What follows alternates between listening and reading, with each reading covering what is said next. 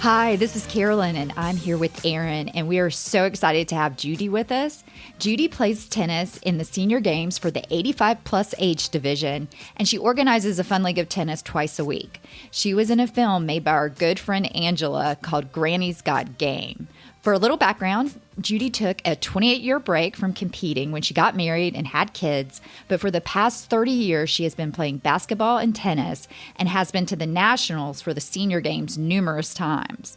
So, Aaron, can you ask Judy the first question, and then hopefully we can ask Angela a few questions at the end? Yeah. So the Granny's Got Game was about your basketball experience, right?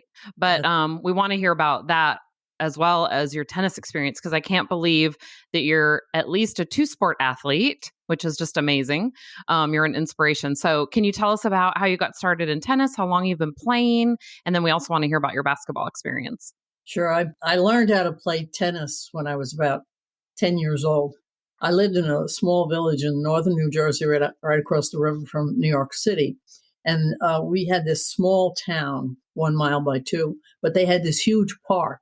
And in the park, there was a football field, baseball fields, quarter-mile track, all sorts of things, including tennis courts. So every summer, the town ran a program for all the kids who were off from school. We never owned a car, so we never went anyplace, so we went down to the park. But I always tell this as a side story because it gives you a picture of how things were when I was a kid. I also played softball, and we played softball every day. And we had 2 teams, regular softball bats, regular balls. But we had 1 mitt between the 2 teams, and the catcher got that mitt. So the rest of us played without mitts. If for some crazy reason, somebody showed up with a mitt, we'd have 2 mitts. The second one would go either to the pitcher or the first baseman. So I learned how to play softball barehanded, but it was fun. But anyway, that's where I learned how to play tennis. I didn't play much tennis. When I got to high school, I thought, well, maybe I'll get to play tennis there. But in my day, in high schools, the girls did not have sports teams. So there were no sports available except what you did in gym class. Right. And I had actually a terrific gym teacher. But after I got out of high school, I got a job in New York. And then I joined a tennis club in a nearby town that had a club. And I played there, and they had beautiful red clay courts. Mm-hmm. In fact, they held the East Coast or the Eastern Clay Court Championship for the United States Tennis Association at that club. And I'll never forget, I saw Arthur Ashe play there when he was 16. Wow. Yeah. It's not something you forget. Yeah. Yeah, I played there for many years while I was, of course, working. Yeah. And after I got married, then we started moving around. My husband had a job where we moved around a lot. I played tennis, California, Massachusetts, all over the place. And I got my first steroid shot, my tennis elbow, when I was playing in California. And I was so excited because the orthopedic surgeon was the orthopedic surgeon for Pancho Segura. Got the shot from the same doctor. Wasn't the last tennis elbow that I had, but I've been played around a lot. The USTA was just starting the senior level, and then it progressed into the super senior level. Right. When so many people got involved, they made another level at a higher age group. Mm-hmm. In the USTA, you played according to your rating, your USTA computer rating. And then when I turned 55, I started playing in the senior games. And there you played according to age. Interesting. You played by your age. It didn't matter what your level was. You played by your age. So, and they were in 5-year age groups, like 55 to 59, 60 to 64. Unless, like in basketball, if you're playing a team sport, you play in the age of the youngest member on your team. So, and then I was playing both of them. I started first in senior games when I was 55, which is 30 years ago, in tennis. And I played tennis and got to the nationals in that a couple of years before I had my wonderful accident when the basketball started up a couple of years later. And then since then, I've been playing basketball, but I played tennis on the side, USTA tennis on the side. Judy, you mentioned that you played tennis until you got hurt playing basketball. Can you tell us what happened? Well, I got tripped up and I fell down very hard, and I had the ball in my hands, and I thought, brain me, I'll fall on the ball and that will cushion my fall. Because I mean, I was flying down, Well, it didn't cushion my fall; it broke back two of my ribs. Ugh. So then Oh, no. I've had my share of injuries. I've had both knees replaced and a variety of other things. Yeah. I feel like that was part of in Granny's Got Game. I think you guys talked a lot about your injuries, but I also think because you're playing a competitive sport together with teammates, it made you want to come back that much quicker. Yeah. Yeah.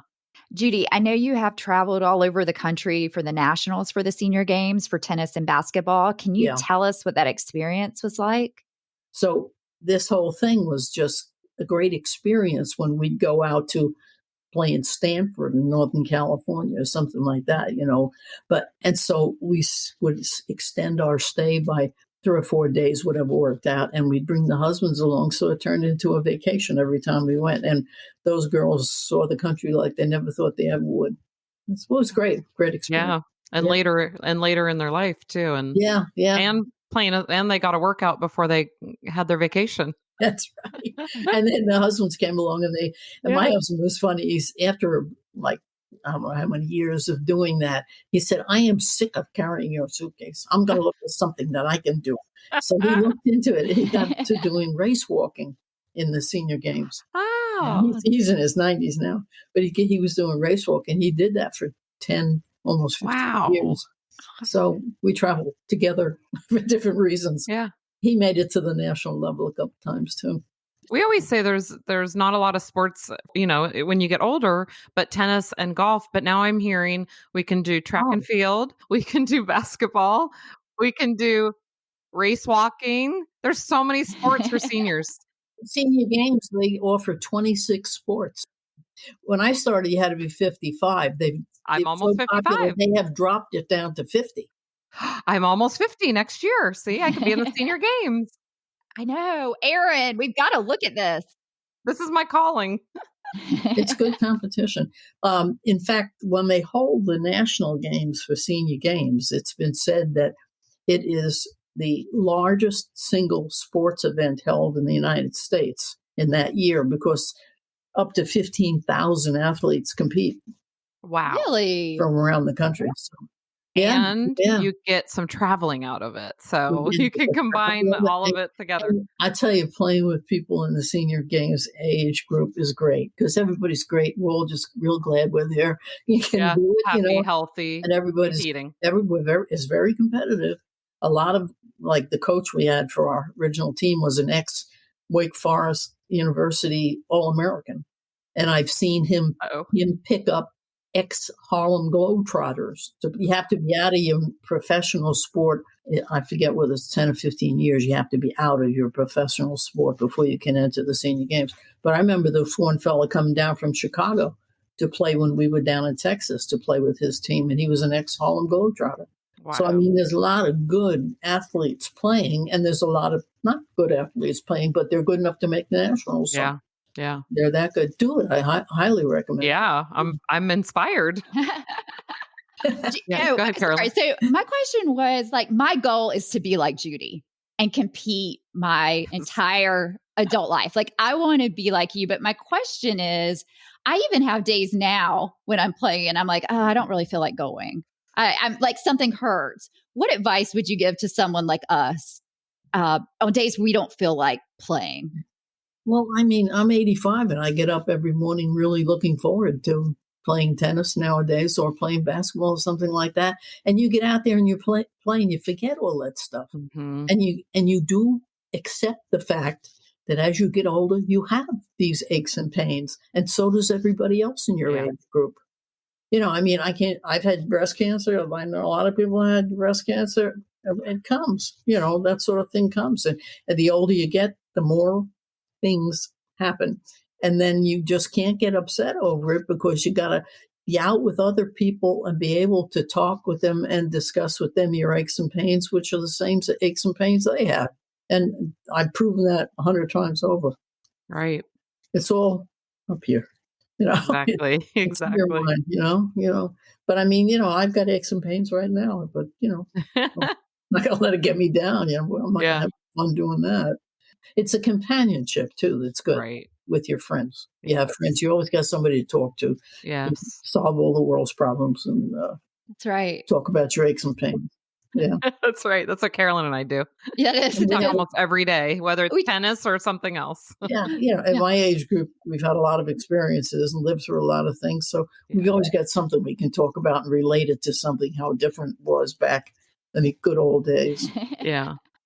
Angela, can you tell us why you decided to make Granny's Got Game and maybe anything you've learned from Judy from making it? Yeah, well, just Judy's granddaughter and my oldest were in preschool together. So I would see her at preschool pickup in her senior games warm-ups. And then eventually was told about her athletic history. And I was changing careers then and was going to school at Duke to study documentary film. So it started in me asking Judy, can you help me with my homework? And then it turned into a film that's played around the country and around the world, actually, different film festivals. And it's out there online now. You can rent it on Amazon for a couple of dollars. But it's really the story of these women who started playing again after their families were grown and they had time for themselves. And then the camaraderie that they had playing for each other. They were a team for 20 years. In different combinations, and really just inspiring that it doesn't matter how old you are, you can continue to do what you love. You might not be able to play at the same level as when you were 16 or 25, but it doesn't mean that you can't enjoy the sport. The tagline for the film is we don't grow old. Oh, shoot, I gotta look it up. Oh, I have it right here. You read it, Erin. We don't stop playing because we grow old. We grow old because we stop playing. I love that. Yeah, just being around these women and filming them. And I even coached a 65 and over team in Cleveland and won nationals and just was inspired by the fact that they've just never stopped. And so I think that's the key. Yeah. And the other thing is these group of women, they didn't have the chance to play in high school. Right. Some of the women, did have chances, but it was usually in rural areas. They were superstars. But there wasn't opportunities like I had where I went to college on a full scholarship and then professional opportunities afterwards. So that was not given to these women. And the rules for basketball were different in the 1950s. They weren't allowed to run the whole court or their ovaries might explode. Right, Judy? Yeah, it was quite condescending that the women have the same rules as the men. And so now they're on equal footing in the senior games.